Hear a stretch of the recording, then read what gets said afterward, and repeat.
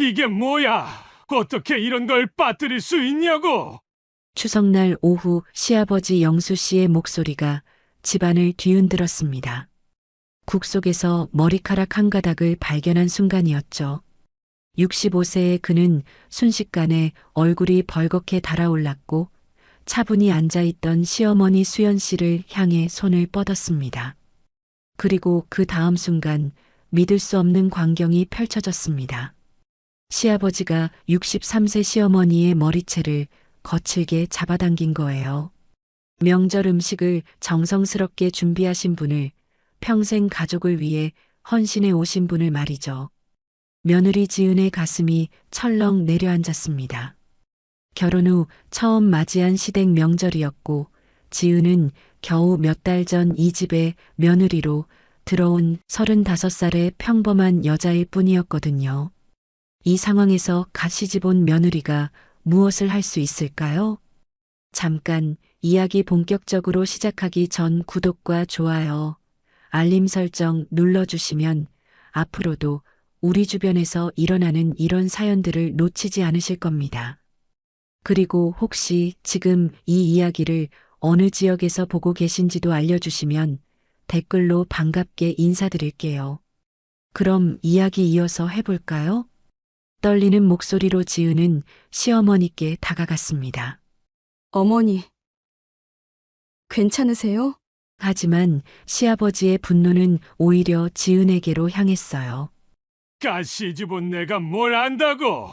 그의 목소리는 냉랭했고 눈빛은 지은이 감히 끼어들었다는 것에 대한 불쾌함으로 가득했습니다. 사실 지은은 이 집에 시집오기 전까지 시아버지를 정말 점잖은 분이라고 생각했어요. 결혼 준비 기간 동안 그는 항상 차분했고 교양 있는 말투로 예비 부부에게 조언을 해주셨거든요. 동네에서도 명망 있는 어른으로 통했고요. 그런데 이게 뭡니까? 단지 국에 머리카락 한 가닥이 들어갔다고 평생 가족을 위해 헌신해 온 배우자에게 이런 폭력을 행사하다니요. 지은은 그 순간 깨달았습니다. 자신이 본 시아버지의 모습은 겉모습일 뿐이었다는 걸요. 시어머니 수연 씨는 통증 속에서도 시아버지를 똑바로 바라보고 계셨습니다. 그 눈빛에는 굴복이 아닌 단호함이 담겨 있었어요.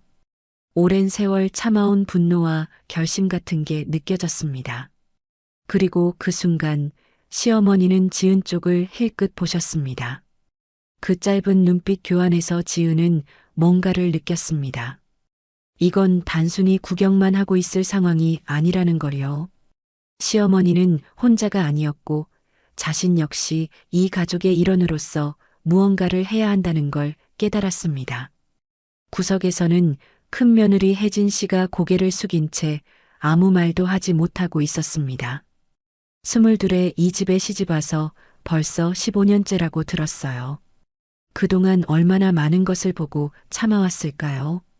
그녀의 떨리는 손이 이 집안의 오랜 고통을 말해주는 것 같았습니다. 명절이 끝나고 집으로 돌아가는 차 안, 지은은 남편 선우에게 조심스럽게 말을 꺼냈습니다.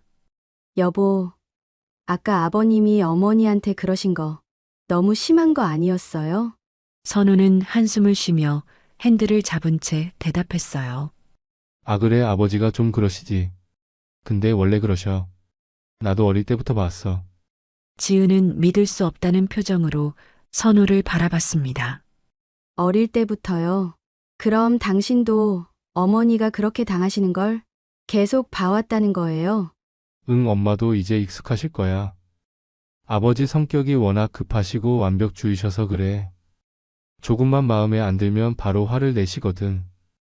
지은의 목소리가 조금 높아졌습니다. 익숙하다고요? 그게 폭력인데? 큰 소리 내지 마.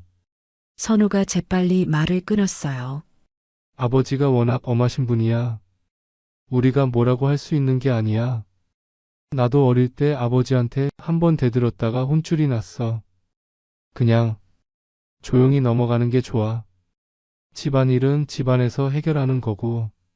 그럼 당신은 어머니가 그렇게 당하시는 걸 그냥 보고만 있을 거예요? 선우는 잠시 침묵했습니다. 그리고 작은 목소리로 말했어요. 나도 어떻게 해야 할지 모르겠어. 어릴 때부터 봐온 광경이라 이게 당연한 줄 알았는데. 그래도 아버지잖아. 내가 아버지한테 어떻게 대들어. 선우의 목소리가 더욱 작아졌습니다. 그리고 내가 아버지한테 대들면 아버지는 어머니한테 또 화풀이 하셔. 내가 한 번 대들었을 때도 그랬어. 그날 밤 어머니가 더 많이 맞으셨어. 그 후로는 그냥 참는 게 나았어. 지은은 숨이 막히는 것 같았습니다. 이 집안의 구조가 얼마나 왜곡되어 있는지, 그리고 그 안에서 시어머니가 얼마나 고립되어 있었는지 이제야 이해가 되었어요.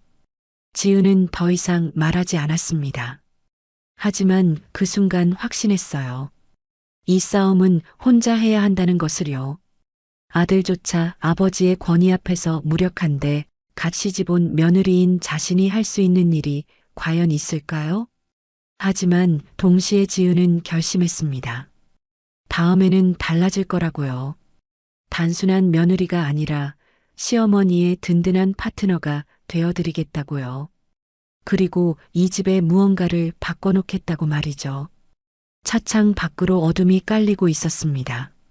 지은은 창밖을 바라보며 생각에 잠겼어요. 남편은 아버지를 두려워했고, 혜진은 15년간 침묵했고, 시어머니는 30년을 혼자 견뎌왔습니다. 그리고 누군가 나서면 시어머니가 더 큰 피해를 입는다는 것까지. 이 악순환의 고리를 끊을 수 있는 사람은 이제 자신밖에 없다는 걸 깨달았습니다. 그날 밤 지은은 오랫동안 잠들지 못했습니다. 머릿속으로 계속 생각했어요. 어떻게 하면 시어머니를 도울 수 있을까? 이런 일이 다시는 반복되지 않게 하려면 어떻게 해야 할까요? 그리고 며칠 후 지은은 시어머니께 조심스럽게 연락을 드렸습니다. 단둘이 만나 이야기를 나누고 싶다고요. 시어머니는 잠시 망설이시다가 조용히 대답하셨습니다. 그래, 한번 만나보자꾸나. 변화의 씨앗이 조용히 싹트기 시작했습니다. 추석이 지나고 며칠 후 지은은 시어머니와 단둘이 만날 기회를 만들었습니다. 조용한 카페에서 마주 앉은 두 사람은 처음으로 그날의 일에 대해 진솔하게 이야기를 나눴어요. 시어머니는 천천히 입을 여셨습니다. 시아버지 영수 씨는 젊은 시절 사업가로 크게 성공했던 분이라고 했어요. 하지만 결혼 초기부터 완벽주의적 성향과 함께 작은 폭력이 있었다고 합니다. 그래도 그때는 간헐적이었고 시어머니도 참을 만했다고 해요. 진짜 문제는 10년 전 사업이 연달아 실패하면서부터였습니다. 빚을 갚느라 집까지 팔아야 했고 동네에서의 체면도 구겨졌죠. 완벽주의자였던 시아버지에게 그 실패는 견디기 힘든 상처였던 겁니다. 그 이후로 폭력은 더 빈번해지고 심해졌어요. 특히 가족들 앞에서 자신의 권위를 지키려는 집착이 강해지면서 조금만 뜻대로 되지 않으면 폭발하기 시작했습니다. 시어머니는 40년 가까이 이 집안의 며느리이자 아내로 살아오셨습니다. 명절마다 큰 상을 차리고 제사 준비를 도맡아 하셨죠. 시댁 어른들 봉양은 물론이고 자식들 뒷바라지까지 평생을 가족을 위해 헌신하셨어요. 그런데도 머리카락 한 가닥 때문에 저런 폭력을 당해야 한다니 지은은 가슴이 먹먹해졌습니다. 더 충격적이었던 건 추석날의 일이 처음이 아니라는 사실이었어요. 수십 년간 크고 작은 폭력이 반복되어 왔다고 합니다. 지은이 조용히 물었습니다. 어머니, 혹시 이런 일들을 기록해 두신 적 있으세요? 시어머니는 잠시 망설이다가 가방에서 낡은 수첩 몇 권을 꺼냈습니다. 표지가 해지고 모서리가 닳아 있었어요. 지은이 첫 장을 넘기는 순간 숨이 멎을 것 같았습니다. 그 안에는 지난 30년간의 폭력 기록이 날짜별로 빼곡히 적혀 있었습니다. 1995년 11월 15일 2003년 추석날, 2010년 5월 3일. 끝없이 이어지는 날짜들과 그날의 상황들이 세세하게 기록되어 있었어요. 어떤 페이지에는 상처 사진도 붙어 있었고 병원 진료 기록까지 보관되어 있었습니다. 초기에는 기록이 듬성듬성했지만 10년 전부터는 거의 매달 기록이 있었어요. 사업 실패 이후 폭력이 얼마나 심해졌는지를 그대로 보여주는 증거였습니다. 지은은 떨리는 손으로 수첩을 넘겼습니다. 30년이라는 시간의 무게가 그 얇은 종이 위에 고스란히 담겨 있었어요. 시어머니는 단순한 피해자가 아니었습니다. 오랜 세월 혼자서 묵묵히 언젠가 이 상황을 끝낼 날을 준비해온 전략가였던 겁니다. 언젠가는 끝내야 한다고 생각했어. 하지만 혼자서는 어떻게 해야 할지 막막했지. 그러다 추석날 내가 보여준 반응을 보고 혹시 도움을 청할 수 있지 않을까 싶었단다. 시어머니의 목소리에는 30년간의 고통과 함께 이제는 변화하고 싶다는 간절함이 담겨 있었습니다. 지은은 시어머니의 손을 꼭 잡았습니다. 그리고 조용하지만 단호하게 말했어요. 어머니, 혼자가 아니에요. 제가 함께 하겠습니다. 지은의 눈빛이 달라져 있었습니다. 추석날 떨리던 며느리의 모습은 온데간데 없고 뭔가 확신에 찬 표정이었어요. 시어머니는 그 변화를 감지했지만 아직 정확히 무엇인지는 알 수 없었습니다. 지은은 수첩들을 하나하나 꼼꼼히 살펴봤습니다. 마치 전문가가 서류를 검토하는 것 같은 세심함이었어요. 날짜, 상황, 증거, 모든 것을 체계적으로 확인하는 모습이었습니다. 어머니, 이 기록들 정말 잘 보관하셨어요. 날짜별로 정리되어 있고 사진 증거도 있고 병원 기록까지 완벽합니다. 시어머니는 지은의 말투에서 뭔가 다른 느낌을 받았습니다. 단순히 위로하는 게 아니라 마치 이런 일을 다루는데 익숙한 사람처럼 말하고 있었거든요. 하지만 지은은 자세한 설명을 하지 않았습니다. 어머니, 다음 제사 때 만약 또 그런 일이 일어나면 제가 있을게요. 그리고 우리 함께 준비를 좀 해야 할 것 같아요. 지은의 목소리에는 확신이 담겨 있었습니다. 시어머니는 알 수 없는 안도감을 느꼈어요. 이 며느리에게는 뭔가 특별한 것이 있다는 걸 직감적으로 느꼈습니다. 며칠에 걸쳐 두 사람은 만났습니다. 지은은 시어머니께 구체적인 대응 방법들을 알려드렸어요. 어떤 상황에서 어떻게 행동해야 하는지, 무엇을 준비해야 하는지, 마치 이런 일에 전문성이 있는 사람처럼 세세하게 설명했습니다. 시어머니는 궁금했지만 묻지 않았습니다. 지은이 언젠가 말해줄 거라고 믿었어요. 중요한 건 이 며느리가 자신을 도와줄 수 있다는 확신이었으니까요. 시어머니는 점차 변화하기 시작했습니다. 눈빛에 힘이 생겼고 목소리에도 단호함이 실렸어요. 30년 가까이 억눌러왔던 감정들이 이제 올바른 방향으로 분출될 준비를 하고 있었습니다. 지은 역시 각오를 다졌어요. 두 사람은 서로를 믿고 의지하며 다가올 순간을 기다렸습니다. 그리고 지은에게는 아직 아무도 모르는 강력한 무기가 있었습니다. 그 순간은 생각보다 빨리 찾아왔습니다. 추석이 지나고 불과 한 달 후 시댁의 제사가 예정되어 있었거든요. 두 사람은 준비되어 있었습니다. 그리고 그날 모든 것이 드러나게 될 것입니다. 제사 당일이 다가왔습니다. 시어머니와 지은은 이른 아침부터 함께 음식 준비를 시작했어요. 겉으로는 평소와 다름없는 제사 준비였지만 두 사람 사이에는 보이지 않는 긴장감이 흐르고 있었습니다. 시아버지 영수 씨는 거실에 앉아 신문을 보고 있었어요. 평소처럼 차분해 보였지만 지은은 알고 있었습니다.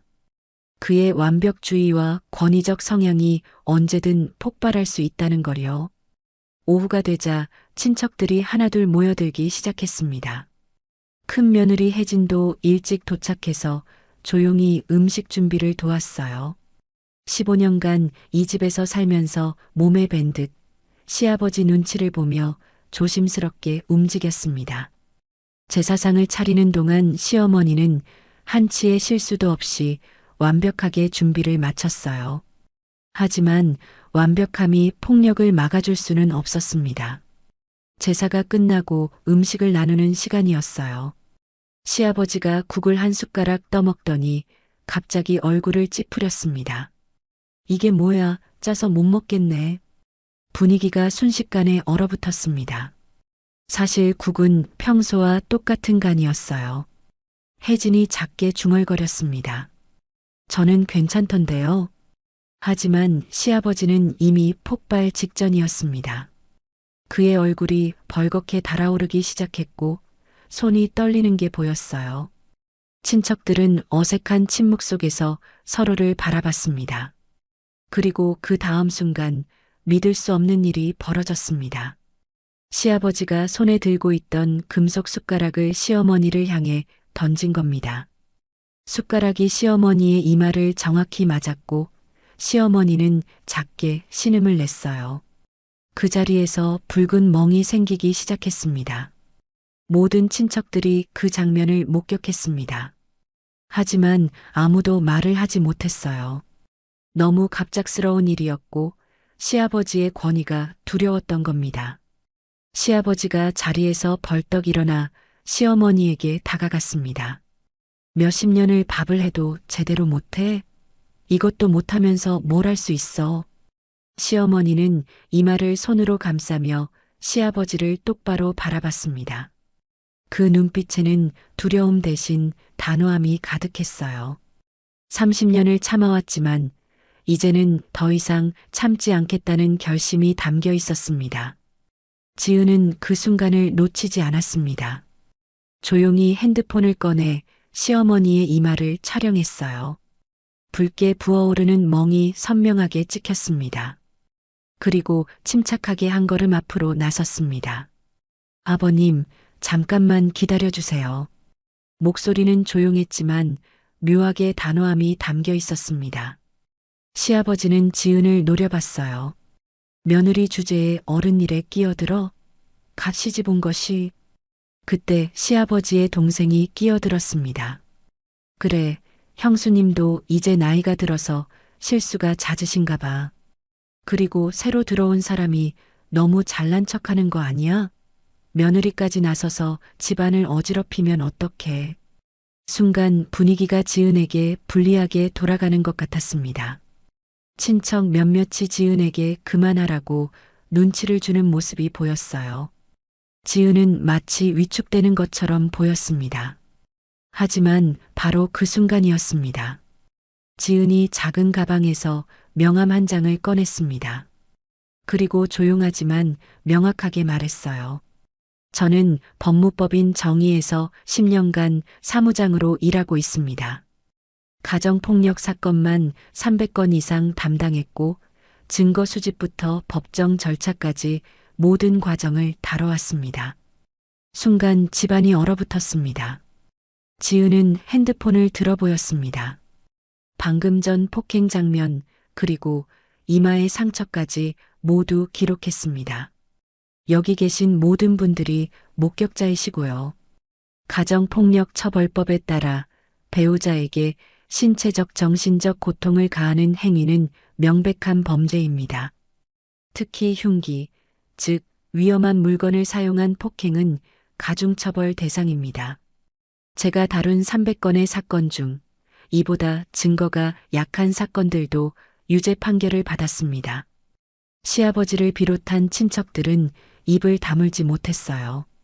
그냥 사무실 직원인 줄만 알았던 며느리가 10년 경력의 가정폭력 전문가였다니. 시어머니조차 놀란 표정으로 지은을 바라봤습니다. 지은은 침착하게 말을 이었습니다. 그리고 오늘만이 아닙니다. 어머니께서는 30년간의 폭력 기록, 상처 사진, 병원 진료 기록을 모두 보관하고 계십니다. 날짜별로 정리되어 있고요. 제가 10년간 법정에서 봐온 증거들 중에서도 가장 완벽한 수준입니다. 시아버지의 얼굴이 창백해졌습니다. 그는 작은 며느리 지은이 그냥 평범한 사무실 직원인 줄만 알았던 겁니다. 결혼 준비 기간 동안 사무실에서 일한다는 말만 듣고 설마 가정폭력 사건을 전문으로 다루는 법률 전문가일 거라고는 상상도 못했던 거죠. 시아버지의 동생도 당황한 표정이었습니다. 형수님, 그게 가족 간의 일인데 너무 심하게 나가시는 거 아닙니까? 지은이 그를 똑바로 바라봤습니다. 가족이라고 해서 폭력이 용납되지 않습니다. 오히려 가족에게 가하는 폭력은 더 큰 범죄입니다. 제가 10년간 300건을 다루면서 배운 가장 중요한 사실입니다. 그때 구석에 있던 큰 며느리 혜진이 떨리는 목소리로 말했습니다. 저도 동서가 옳다고 생각해요. 모두가 혜진을 돌아봤습니다. 22에 이 집에 시집와서 15년을 살았지만 시아버지에게 제대로 된 말 한마디 해본 적 없던 그녀였어요. 그 한마디를 하는데 온 힘을 쏟은 듯 혜진의 손은 심하게 떨리고 있었습니다. 저도 15년 동안 많은 걸 봤어요. 어머님이 얼마나 힘들어 하셨는지. 국도 전혀 짜지 않았어요. 이제는 멈춰야 한다고 생각합니다. 혜진의 용기가 분위기를 바꿔놓았습니다. 두 며느리가 함께 서자 시어머니의 눈가에 눈물이 맺혔어요. 30년 동안 혼자였던 싸움에 이제 함께할 사람들이 생긴 겁니다. 시아버지는 말없이 뒤로 물러섰습니다. 그의 손은 여전히 떨리고 있었지만 더 이상 폭력을 행사할 수 없다는 걸 깨달은 표정이었어요. 자신이 통제할 수 없는 상황에 놓였다는 것을, 이제 권력 구조가 완전히 달라졌다는 것을 이해한 겁니다. 지은과 시어머니, 그리고 혜진이 눈빛을 나눴습니다. 세 사람의 연대가 만들어낸 변화의 순간이었습니다. 친척들은 어색하게 자리를 뜨기 시작했어요. 더 이상 이 상황에 대해 뭐라 말할 수 없다는 걸 알았던 겁니다. 법적 문제가 걸린 일에 함부로 끼어들 수도 없었고 모두가 폭행 장면을 직접 목격했으니까요. 제사가 끝나고 집안에는 묘한 정적이 흘렀습니다. 시아버지는 서재로 들어갔고 3명의 여자들은 부엌에서 설거지를 했어요. 시어머니가 조용히 말했습니다. 지은아, 내가 그런 일을 하고 있었구나. 왜 진작 말하지 않았니? 지은이 부드럽게 대답했습니다. 말씀드렸으면 어머니께서 부담스러워 하셨을 것 같았어요. 그리고 오늘이 바로 그 순간이었잖아요. 혜진도 조심스럽게 말했습니다. 저도 이제는 달라져야겠다고 생각했어요. 동서를 보면서 용기를 얻었어요. 세 사람은 서로를 바라보며 미소 지었습니다.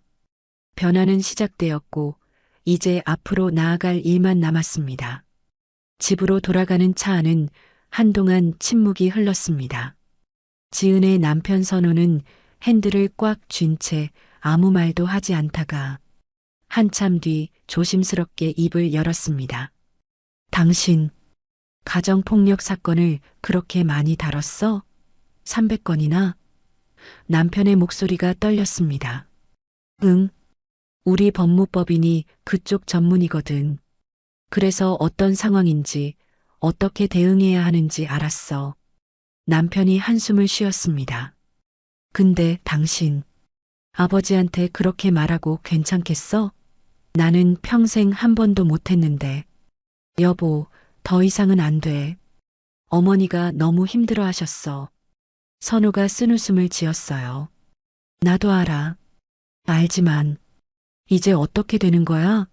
아버지는, 어머니는, 우리 가족은 이미 오래전부터 깨져 있었어, 여보. 30년 동안 남편은 더 이상 말하지 못했습니다. 그는 알고 있었어요. 아내의 말이 맞다는 것을. 하지만 받아들이기엔 아직 시간이 필요했습니다. 한참 후 남편이 조심스럽게 물었습니다. 그런데 당신 정말 고소할 생각이었어? 지은은 잠시 침묵했습니다.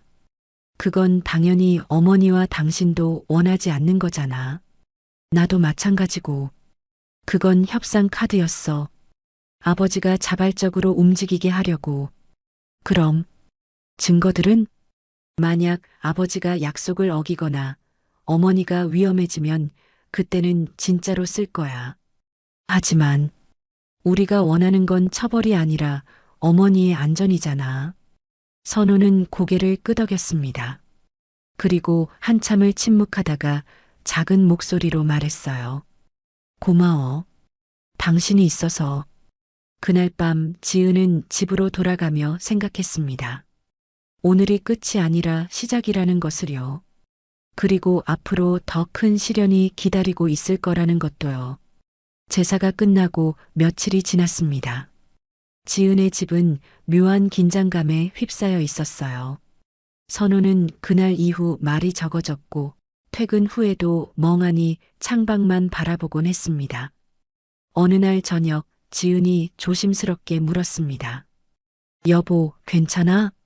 선우가 한숨을 쉬었어요. 솔직히 혼란스러워.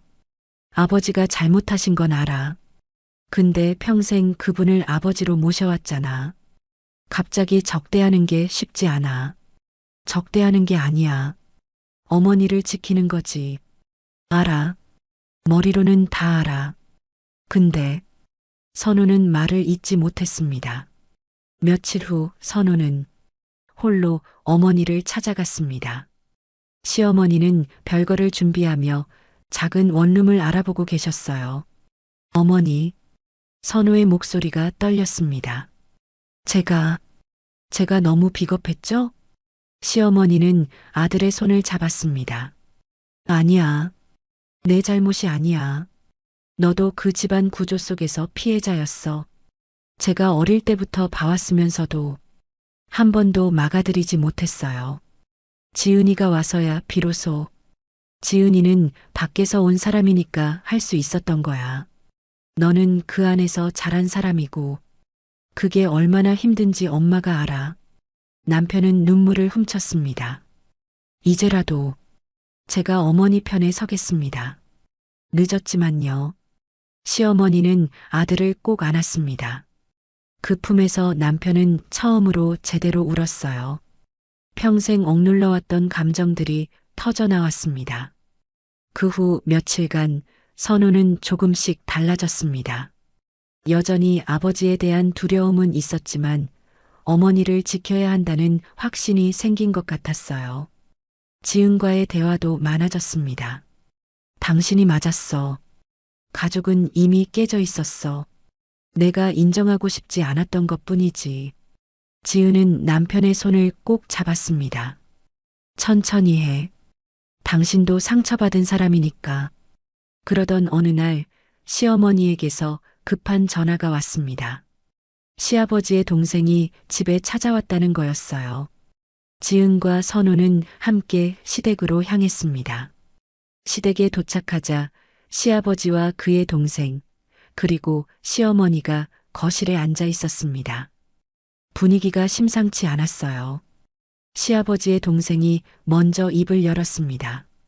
형수님, 저번 일은 형님도 많이 반성하고 계십니다. 그런데 사실 말씀드려야 할 게 있어서요. 그는 잠시 망설이다가 말을 이었습니다. 형님이 최근에 병원에서 초기 치매 진단을 받으셨습니다. 그래서 그런 행동들이 병 때문일 수도 있다는 거죠. 순간 공기가 무거워졌습니다. 선우의 얼굴이 창백해졌어요. 하지만 이번엔 흔들리지 않았습니다. 시아버지의 동생은 계속 말했어요. 형수님도 아시잖습니까? 수십 년을 함께 사신 부부인데 이제 형님이 아프신데 이혼 같은 건 생각도 하지 마세요. 조카도 좀 진정하고요. 선우가 처음으로 입을 열었습니다. 작은아버지, 그 말씀은 잘못되셨습니다. 모두가 남편을 쳐다봤습니다. 평생 아버지 편에 서던 아들이 처음으로 반대편에 선 거였어요. 저도 어릴 때부터 봤습니다. 어머니가 얼마나 힘들어 하셨는지. 제가 비겁해서 두려워서 외면했을 뿐이에요. 초기 치매는 최근 일입니다. 그 전 30년은 어떻게 설명하시겠습니까?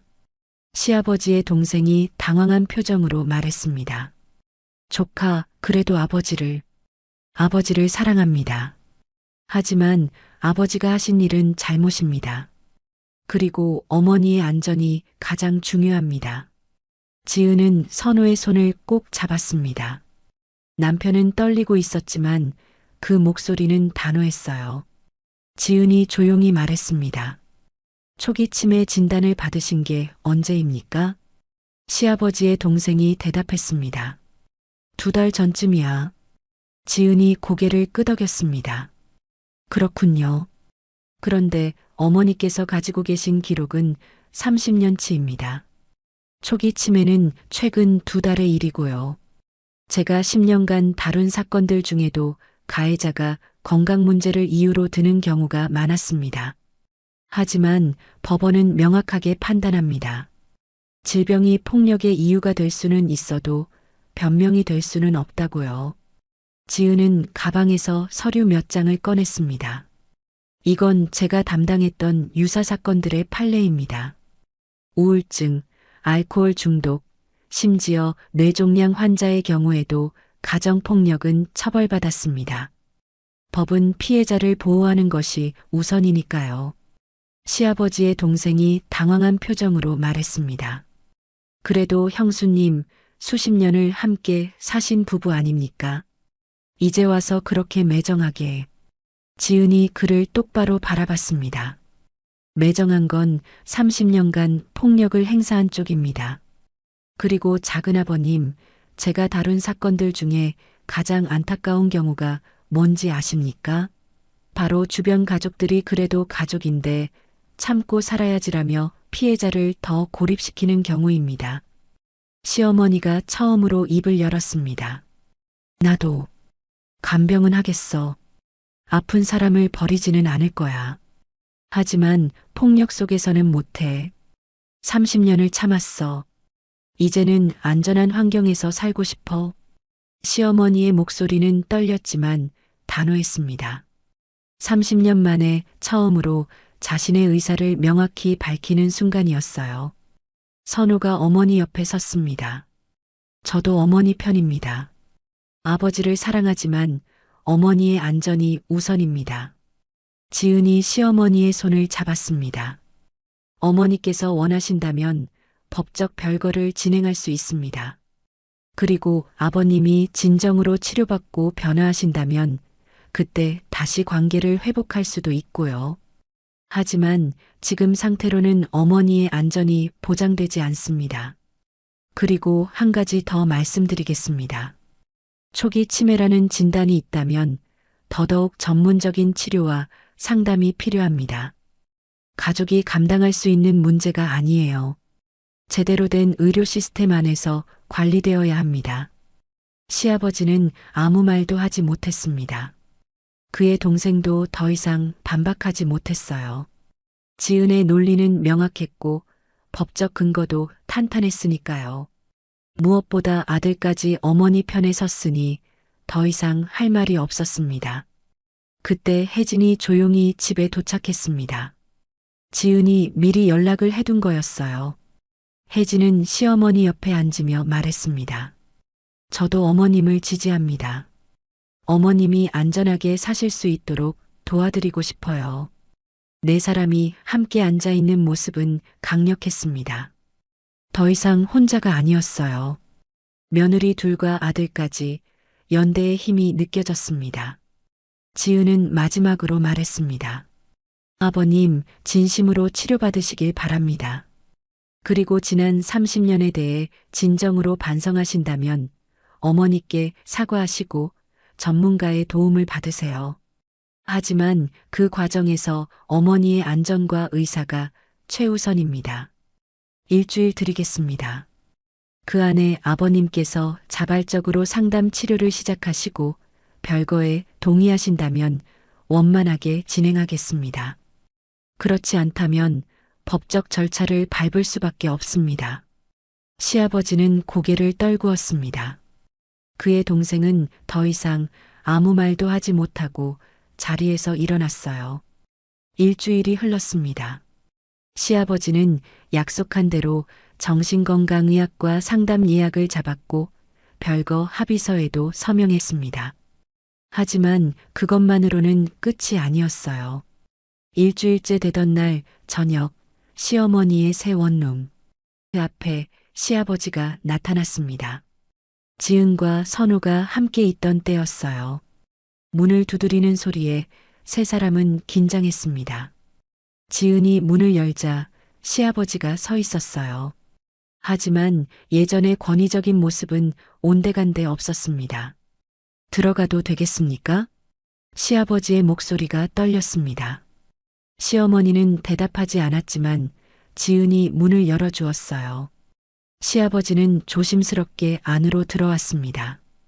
그리고 거실 한가운데에서 65세의 시아버지는 천천히 무릎을 꿇었습니다. 모두가 숨을 죽였습니다. 평생 권위로 가족을 지배했던 남자가 바닥에 무릎을 꿇고 있었어요. 여보, 시아버지의 목소리가 떨렸습니다. 미안해. 30년 동안 정말 미안해. 시어머니는 아무 말도 하지 않았습니다. 그저 시아버지를 내려다볼 뿐이었어요. 나는 괴물이었어. 당신을 사랑한다고 말하면서 당신에게 상처만 줬어. 사업 실패하고 자존심 상하고 그런 걸 다 당신한테 풀었어. 시아버지의 눈에서 눈물이 흘러내렸습니다. 치매 진단받고 더 무서웠어. 내가 더 나빠질까봐, 더 당신을 아프게 할까봐. 근데 그게 변명이 될 수는 없지. 이미 30년간 당신을 아프게 했으니까. 남편도 눈물을 글썽였습니다. 평생 무섭기만 했던 아버지의 이런 모습은 처음 보는 거였어요. 용서해달라는 게 아니야. 나도 알아. 30년을 어떻게 용서해. 그냥 내가 미안하다는 걸, 내가 잘못했다는 걸 말하고 싶었어. 시어머니는 여전히 아무 말이 없었습니다. 하지만 그녀의 눈가에도 눈물이 맺혀 있었어요. 시아버지는 가방에서 낡은 수첩 하나를 꺼냈습니다. 이건 내가 요즘 상담 받으면서 쓴 거야. 내가 당신한테 한 짓들을 다 적었어. 기억나는 것만으로도 이렇게 많더라. 그 수첩은 시어머니가 30년간 써온 것과 비슷했습니다. 하지만 이건 가해자의 참회록이었어요. 지은이 조용히 말했습니다. 아버님, 이건 좋은 시작입니다. 하지만 시작일 뿐이에요. 진짜 변화는 행동으로 증명되어야 합니다. 한두 달이 아니라 몇 년에 걸쳐서요. 시아버지가 고개를 끄덕였습니다. 알아요. 나도 알아. 그래서 당신을 설득하려고 온 게 아니야, 여보. 그냥 내 진심을 보여주고 싶었어. 앞으로도 계속 치료받을 거고 상담도 받을 거야. 당신이 나를 다시 받아줄 때까지. 아니, 영원히 받아주지 않더라도 난 변할 거야. 시어머니가 처음으로 입을 열었습니다. 일어나세요. 시아버지가 고개를 들었습니다. 저도 아직 준비가 안 됐어요. 당신을 용서할 준비도 다시 함께 살 준비도요. 어쩌면 평생 그럴 수 없을지도 몰라요. 시아버지는 고개를 끄덕였습니다. 하지만 당신이 진짜로 변하는 모습을 지켜볼게요. 멀리서요. 그리고 당신이 아프니까 필요한 건 도와드릴게요. 아내로서가 아니라 한때 가족이었던 사람으로서요. 시아버지는 천천히 일어났습니다. 고마워. 그것만으로도 고마워. 그는 문 쪽으로 걸어가다가 아들을 돌아봤습니다. 아들아, 너도 미안하다. 너한테도 나쁜 아버지였어. 선우는 눈물을 훔치며 대답했습니다. 아버지, 잘 치료받으세요. 시아버지가 떠난 후 거실에는 묘한 정적이 흘렀습니다. 지은이 조심스럽게 말했습니다. 어머니, 괜찮으세요? 시어머니는 창밖을 바라보며 말했습니다. 모르겠어. 뭐가 진짜인지, 저 사람이 진심인지. 30년을 속았는데 어떻게 믿어? 안 믿으셔도 돼요. 시간을 두고 지켜보시면 돼요. 그리고 어머니께서 원하지 않으시면 영원히 받아주지 않으셔도 괜찮아요. 남편이 어머니를 안았습니다. 엄마, 제가 지켜드릴게요. 이제는 제가 엄마를 지킬 거예요. 집으로 돌아가는 차 안에서 선우가 조용히 말했습니다. 아버지가 정말 저렇게까지 변할 수 있을까? 모르겠어. 하지만 적어도 시도는 하고 계시는 것 같아. 진심인지는 시간이 말해줄 거야. 당신은 어떻게 생각해? 지은이 잠시 생각했습니다. 나는 사람이 변할 수 있다고 믿어. 하지만 그게 쉽다거나 빠르다고는 생각 안 해. 그리고 무엇보다 피해자가 용서할 의무는 없어. 가해자가 변하는 건 가해자 자신을 위한 거지 용서받기 위한 게 아니니까. 남편은 고개를 끄덕였습니다. 그래, 맞아. 그날 밤 지은은 생각했습니다. 오늘 본 시아버지의 모습이 진심인지 아니면 또 다른 조종의 수단인지 알 수 없다고요. 하지만 한 가지는 확실했습니다. 시어머니는 이제 선택권을 가지고 있다는 것, 그리고 무엇을 선택하든 가족이 지지할 것이라는 거였어요. 변화는 시작되었고 그것이 진짜인지 아닌지는 시간이 증명할 것입니다. 하지만 적어도 이제 시어머니는 두려움 속에서 기다리는 게 아니라 안전한 곳에서 지켜볼 수 있게 되었습니다. 그것만으로도 충분한 승리였습니다. 별거 생활이 시작되었습니다. 시어머니는 보증금이 적은 월세 원룸에서 새로운 삶을 시작했어요. 지은은 모든 증거들을 안전하게 보관하기로 했습니다. 시어머니와 남편 모두 아버지가 감옥에 가는 건 원하지 않았으니까요. 하지만 만약 시아버지가 약속을 어기거나 시어머니를 위협한다면 언제든 사용할 수 있도록 30년간의 기록과 사진, 녹음 파일을 모두 철저히 보관해 두었습니다. 처음에는 혼자 사는 게 낯설었습니다. 40년을 그 집에서 살았으니까요. 하지만 점차 평온함을 되찾아갔어요. 무엇보다 두려움 없이 잠들 수 있다는 게 가장 큰 변화였습니다. 시어머니는 동네 식당에서 설거지 아르바이트를 시작했습니다.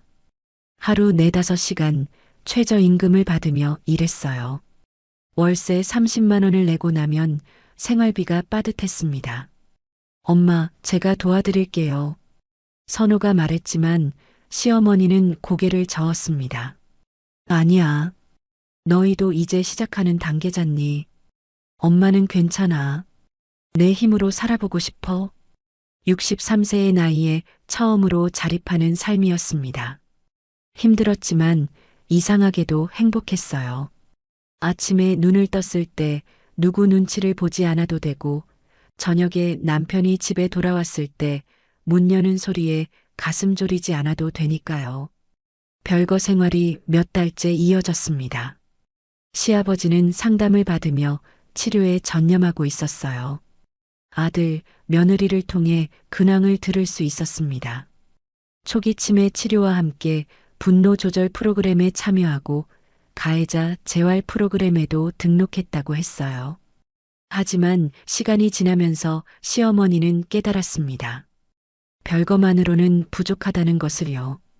시아버지는 여전히 일주일에 1-2번씩 문자를 보냈습니다.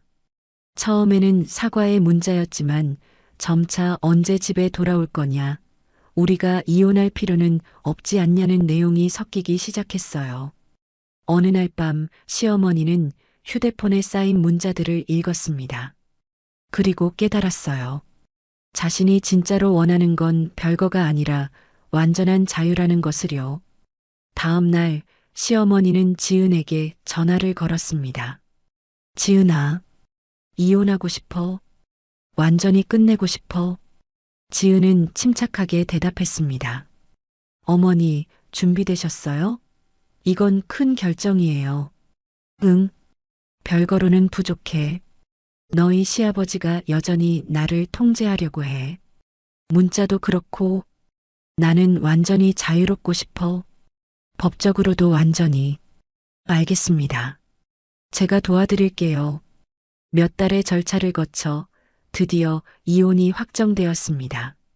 재산 분할로 시어머니는 약간의 목돈이 생겼습니다. 빚 때문에 큰 돈은 아니었지만 시어머니에게는 새로운 시작을 할 수 있는 기회였습니다. 이혼 후 시어머니는 받은 돈을 어떻게 쓸까 고민했습니다. 그러던 중 문득 생각이 들었어요. 30년간 가족을 위해 만들어온 음식 솜씨. 이걸로 뭔가 할 수 있지 않을까? 시어머니는 용기를 내서 동네 상가 구석에 작은 점포를 계약했습니다. 평수도 작고 위치도 좋지 않았지만 그만큼 보증금과 권리금이 저렴했어요. 재산 분할금으로 점포 계약을 하고 중고 냉장고와 조리 기구들을 하나씩 마련했습니다. 손에 남은 돈이 얼마 없었지만 시어머니는 떨리는 마음으로 간판을 주문했어요. 수연이네 반찬. 간판이 달리던 날 시어머니는 한참을 서서 그 간판을 바라봤습니다. 64세에 처음으로 자신의 이름을 내건 가게를 갖게 된 겁니다. 내 이름으로 된 가게. 평생 처음이야. 시어머니의 눈가에는 눈물이 맺혀 있었습니다. 하지만 현실은 녹록지 않았습니다. 처음엔 손님이 거의 없었어요. 하루 종일 가게를 지켰지만 반찬 몇 팩 팔기도 힘들었습니다. 월세와 재료비를 생각하면 적자였어요. 밤에 원룸으로 돌아와 통장을 보면 한숨이 나왔습니다. 이대로 가다간 몇 달 버티지 못할 것 같았어요. 가게를 접어야 하나 고민도 했습니다. 하지만 시어머니는 포기하지 않았습니다. 새벽부터 일어나 김치를 담그고 나물을 무치고 조림을 만들었어요. 정성을 다해 만든 반찬들을 정갈하게 담았습니다. 그리고 조금씩 입소문이 나기 시작했습니다. 저기 새로 생긴 반찬 가게, 김치 맛있던데? 어제 거기서 나물 샀는데 진짜 집에서 만든 맛이더라. 단골 손님이 하나 둘 생기기 시작했어요. 처음엔 호기심에 들렀던 손님들이 맛을 보고 다시 찾아왔습니다. 사장님, 어떻게 이렇게 맛있게 만드세요? 그냥 정성이죠. 제 가족 먹인다는 생각으로 만들어요. 6개월이 지났을 때 시어머니는 처음으로 흑자를 냈습니다. 크지 않은 금액이었지만 자신의 힘으로 번 돈이라는 게 너무 뿌듯했어요. 1년이 지나자 가게는 제법 안정적으로 자리를 잡았습니다. 단골 손님들이 많아졌고 주문이 밀려들 때도 있었어요. 혼자서는 힘드시겠어요. 도와드릴까요? 어느 날 동네 아주머니 한 분이 제안했습니다. 시어머니는 아르바이트 직원을 고용했습니다. 그리고 몇 달 후에는 한 분을 더 고용할 수 있었어요. 처음엔 월세도 못 낼 뻔했는데 이제는 직원까지 두게 됐네. 아들 선우는 일주일에 2~3번씩 어머니를 찾아뵀습니다. 가게를 도와드리기도 하고 함께 저녁을 먹기도 했어요. 평생 아버지 눈치를 보며 제대로 못했던 효도를 이제야 하는 것 같았습니다. 시간이 더 흐르고 시어머니의 가게는 동네에서 제법 알려졌습니다. 단골 손님들이 늘어났고 매출도 안정적이었어요. 어느 날 시어머니는 결심했습니다. 자신이 받은 도움을 이제는 나눠야겠다고요. 금요일 점심시간 12시부터 2시까지는 무료로 반찬을 나눠드리려고 해요. 지은이 놀라 물었습니다. 어머니, 괜찮으세요? 손해보시는 거 아니에요? 아니야. 나도 힘들 때 많은 도움을 받았잖니. 이제는 내가 돌려줄 차례야. 특히 혼자 사시는 어르신들. 반찬이 없어서 제대로 못 드시는 분들이 많거든. 금요일이 되었습니다. 시어머니 가게 앞에 노인들이 줄을 서기 시작했어요. 어르신, 이거 집에 가져가셔서 드세요. 김치랑 나물이에요. 감사합니다, 사장님. 덕분에 잘 먹고 있어요. 천만에요. 건강하세요. 시어머니가 웃으며 비닐봉투에 반찬을 담아 건네주고 있을 때였습니다. 멀리서 낯익은 모습이 천천히 다가오고 있었어요. 시아버지였습니다. 치매 치료와 상담을 받느라 돈이 많이 들었을 겁니다. 사업 실패 이후 재기하지 못한 데다 나이도 들어 일자리를 찾기 힘들었을 거예요. 그의 옷은 낡아 있었고 걸음걸이도 예전의 당당함은 사라져 있었습니다. 시아버지는 조심스럽게 줄 끝에 섰습니다. 두 사람의 눈이 마주쳤습니다. 시아버지는 부끄러운 듯 고개를 숙였습니다. 한때 권위로 가족을 지배했던 남자가 전 부인이 주는 무료 반찬을 받으러 온 겁니다. 시어머니는 잠시 멈칫했습니다. 30년의 기억이 스쳐 지나갔어요. 고통스러웠던 순간들, 눈물 흘렸던 밤들, 그리고 용기를 내서 떠나온 그날까지. 하지만 시어머니는 다른 사람들에게 하던 것처럼 조용히 반찬을 담아 건넸습니다. 몸은 좀 어때요? 짧은 한마디였지만 거기엔 30년의 무게가 담겨 있었습니다. 복수가 아니라 용서도 아닌 그저 한 사람으로서 다른 사람을 대하는 인간적인 태도였어요. 시아버지는 묵묵히 봉투를 받아들고 깊게 고개를 숙인 채 돌아갔습니다. 그의 뒷모습은 초라했지만 시어머니는 연민을 느꼈습니다. 미움이 아니라 그저 안타까움이었어요. 가게로 돌아온 시어머니는 창밖을 바라보며 생각했습니다. 권력은 완전히 뒤집혔지만 자신은 복수하지 않았다고요. 그 사람처럼 되지 않았다고요. 그날 저녁 지은과 선우가 가게를 찾아왔습니다. 어머니, 오늘 아버지 오셨다면서요? 선우가 조심스럽게 물었습니다. 응, 오셨더라. 괜찮으세요? 시어머니는 미소 지었습니다. 괜찮아. 이제는 너희 아버지가 두렵지 않아. 오히려 불쌍하더라. 나는 이렇게 새로운 삶을 살고 있는데 그 사람은 아직도 과거에 갇혀 있는 것 같아서. 지은이 시어머니의 손을 꼭 잡았습니다. 어머니. 시어머니는 말없이 미소만 지었어요. 몇 달 후 추석이 다가왔습니다. 지은과 남편은 시댁에서 차례를 지냈어요. 시아버지 혼자 사는 집은 쓸쓸해 보였습니다. 차례가 끝나고 두 사람은 시어머니 가게로 향했습니다. 어머니, 설 잘 보내셨어요? 그래, 혼자 있었지만 편했어. 너희는? 선우가 조심스럽게 말했습니다. 차례 지내고 왔어요. 아버지, 많이 외로워 보이시더라고요. 시어머니는 잠시 침묵했습니다. 그래도 나는 돌아가지 않을 거야. 이제는 내 삶이 있으니까. 지은이 시어머니의 손을 잡으며 말했습니다. 어머니, 정말 행복해 보이세요. 시어머니는 창밖을 바라보며 미소 지었습니다. 행복해. 정말 행복해. 처음엔 너무 힘들었지. 가게 시작하고 몇 달은 손님도 없고 망하는 줄 알았어. 근데 포기하지 않았더니 지금은 내 가게도 있고 직원도 있고 매주 금요일에는 도움이 필요한 분들을 도울 수도 있어. 이게 바로 내가 원하던 삶이야. 그리고 무엇보다 아침에 일어났을 때 두렵지 않아. 밤에 너희 시아버지가 문 여는 소리에 가슴 졸이지 않아도 돼. 이게 얼마나 소중한 건지 이제야 알겠더라. 그때 선우가 지은의 손을 잡으며 말했습니다. 어머니, 사실 저희도 할 말이 있는데요. 시어머니가 두 사람을 바라봤습니다. 지은이가 임신했어요. 3달 됐어요. 순간 시어머니의 눈이 커졌습니다. 정말? 지은이 수줍게 웃으며 고개를 끄덕였습니다. 네. 아직 초기라서 조심스러웠는데 오늘 말씀드리려고요.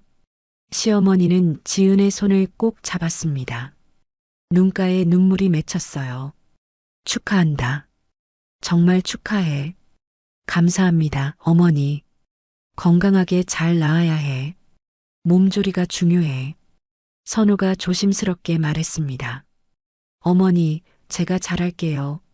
시어머니가 아들을 바라보며 고개를 끄덕였습니다. 그래, 너라면 잘할 거야. 잠시 침묵이 흘렀습니다. 세 사람은 말없이 서로를 바라봤어요. 말하지 않아도 알 수 있었습니다. 이제 다른 삶이 시작된다는 것을. 해가 지고 지은과 남편이 일어섰습니다. 어머니, 저희 이만 갈게요. 그래, 조심히 들어가. 너무 무리하지 말고. 현관에서 시어머니는 두 사람을 배웅했습니다. 남편이 돌아서며 한 번 더 어머니를 돌아봤고 시어머니가 작게 손을 흔들었습니다. 그리고 몇 개월 후 설날이 지나고 지은과 남편은 갓 태어난 딸을 안고 시어머니 가게를 찾았습니다. 가게는 더 넓은 곳으로 이전해 있었고 직원도 3명으로 늘어나 있었어요. 어머니, 시어머니는 손녀를 조심스럽게 안으며 한박 웃음을 지었습니다. 이름이 뭘로 정했니? 수민이요. 어머니 이름에서 수자를 땄어요. 시어머니는 손녀를 품에 안고 조용히 흔들었습니다. 마침 금요일 점심시간이었습니다. 시어머니는 수민이를 안은 채 무심코 창밖을 바라봤습니다.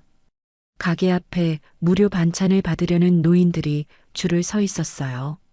시어머니의 시선이 멈췄습니다. 줄 끝에 시아버지가 서 있었습니다. 창밖으로 수연인의 반찬 간판이 따뜻한 햇살에 반짝이고 있었습니다. 오늘 이야기도 끝까지 함께 해주셔서 진심으로 감사드립니다. 여러분의 구독과 좋아요는 저에게 큰 힘이 됩니다. 또 이 영상을 어느 지역에서 보고 계신지 댓글로 남겨주시면 더욱 반갑게 인사드리겠습니다. 항상 함께 해주셔서 감사드리며 빛나는 인생은 지금부터 시작됩니다.